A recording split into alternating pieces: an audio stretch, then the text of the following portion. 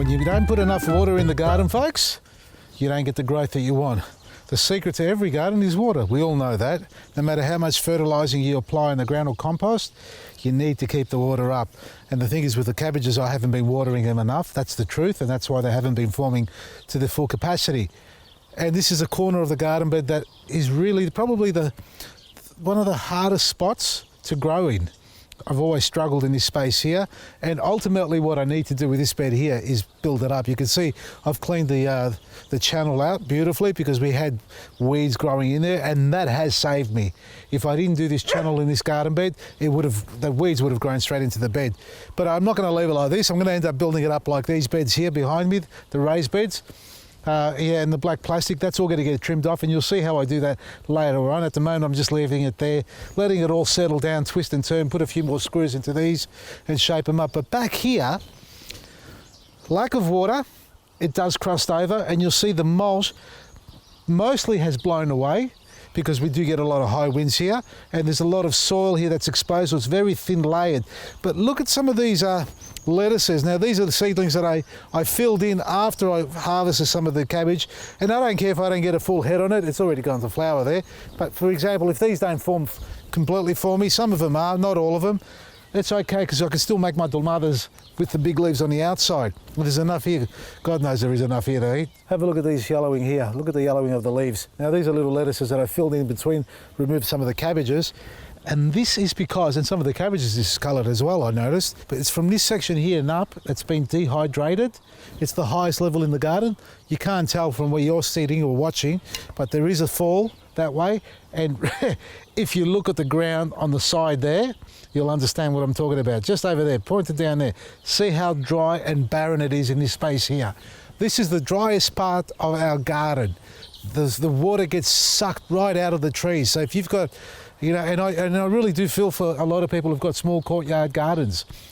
If you've got a small area in your backyard and you're surrounded by, you know, housing or neighbouring trees, or even your own trees, in fact, because we all love our trees, it's going to be so difficult to be able to grow a flowering garden bed or an edible garden bed with tree roots running right underneath them, because it'll suck the living daylights out of the soil. So the raised garden bed is the way to do it, and that's what we're doing here. We're going to end up raising this bed here because I know this is always going to struggle. And liquid fertilise. We said water, and if you're going to be watering your garden and you want to do it regularly with a liquid fertiliser, dumb down the solution and apply it on a regular basis. Yeah, I have it. I can't be everywhere.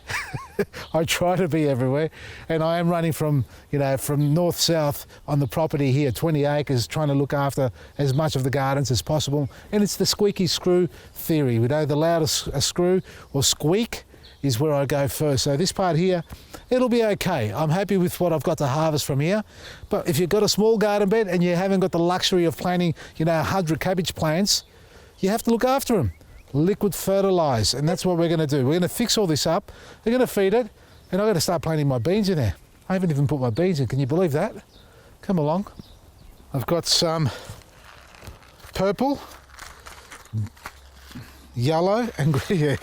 Isn't that weird? These are the purple beans. They're the butter beans, yellow. You'd think the colours would be the other way around. And these are green beans, believe it or not. So these are all climbing beans. So I'm going to put purple in here, and yep, I still haven't built my frames, and I'll get there. I'll end up building a tomato frame. Have a look at this.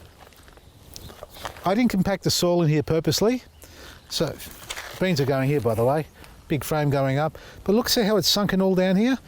The seedlings are doing okay there. We've got some, peas growing here, pea plants, which is fine, but that's sunken because it's compacted. I don't compact my soil, I let it sink on its own, which is a better way, I suppose. I like it that way.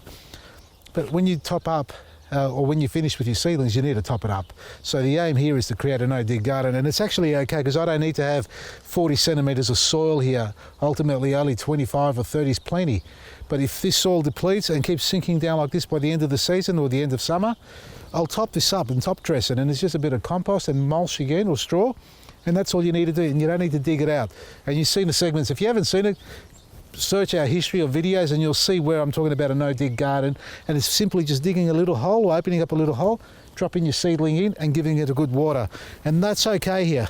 This is all going to settle down and we're all going to top it up, and we're going to put our beans in the middle here and climb them up the top there. And then we're going to dig them back in again. So this is part of the whole process of, rejuvenating the soil and feeding the earth again. And if you don't have the space to rotate your garden, meaning put your tomato plant there and next year put it over there because you've only got 3 square meters or 5 square meters, that's okay. Just replenish the soil. Put the nutrients back into it, put the organic matter, create the humic acid buildup.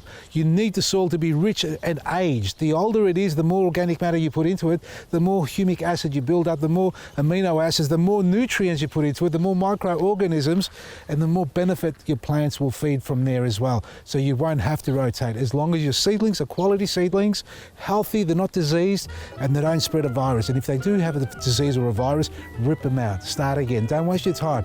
And if you have to get into heavy toxic chemicals, don't, because you know what I'm going to say. It defeats the purpose.